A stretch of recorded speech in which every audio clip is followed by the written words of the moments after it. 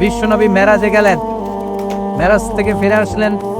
বিশ্বনবী বর্ণনা করলেন, আমি বাইতুল মাকদাস দেখেছি মাঝরাতে, লক্ষাধিক নবীকে নিয়ে নামাজের ইমামতি করেছি, 7 আকাশ দেখেছি, আল্লাহর আরশ দেখেছি, আল্লাহর সাথে কথা বলেছি, আবার ফজরের আগেই মক্কায় ফিরে এসেছি।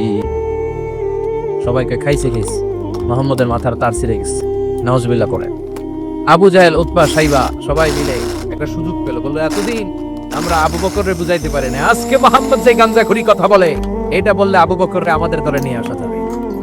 সবাই সাইয়েদনা আবু বকরের কাছে যায়, যে বলে, আবু বকর জানো নাকি তোমার নবী নতুন পথ আমদানি করেছে? কি বলেছে আমার নবী? তোমার নবী বলে মাঝরাতে বাইতুল মাকদাস গিয়েছে। বাইতুল মাকদাসে তখন দ্রুতগামী ঘোড়া দিয়ে ছুটলেও যেতে লাগে 15 দিন।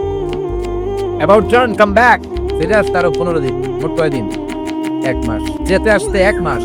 তোমার নবী মাঝরাতে নাকি বাইতুল মুকাদ্দাসে ইমামতি করছে, 7 আকাশ ঘুরেছে, আল্লাহর আরশ দেখেছে, আল্লাহর সাথে কথা বলেছে, আবার বোর হওয়ার আগে নাকি মক্কার জমিনে ফিরে এসেছে। আবু বকর বললেন, আসলেই কি আমার নবী এই কথা কইছে?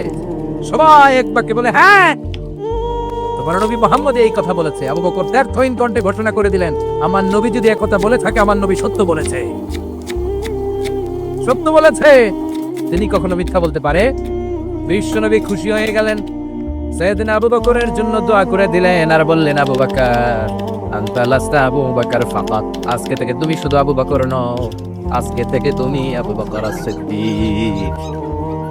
সিদ্দিক, সত্য গ্রহণে, সত্য প্রকাশে, সত্য মানার ক্ষেত্রে আপোষী, কোনো আপোষ নাই। চিল্লায় কোন ঠিক এরা। সে আল্লাহ বললেন, ওয়াযকুর ফিল কিতাবি ইব্রাহিম ইন্নাহু কানা সিদ্দিকান নাবিয়্যা। ও নবী, আপনার এই কোরআনের ভেতরে আমার খলিলের নামটা রাখেন, কারণ আমার খলিল যেন তেন কোনো নবী নয়, সাধারণ পয়গম্বর নয়, আমার নবী ইব্রাহিম হলো সিদ্দিক, সত্য প্রকাশে আপোষহীন। এজন্য আল্লাহ খুশি হয়ে ওনার একটা টাইটেল দিলেন, টাইটেলটা হলো খলিল। আত্তাখাযাল্লাহু ইব্রাহিমা, চিল্লায় বলেন, আত্তাখাযাল্লাহু ইব্রাহিমা, আমি ইব্রাহিমকে খলিল বানিয়েছি। খলিল মানে দোস্ত। খলিল মানে কি? আল্লাহ দুনিয়ার একজনের দোস্ত রাখে। কি মজার ব্যাপার, কেমন লাগে তার কাছে শুনতে? সুবহানাল্লাহ কইবেন না?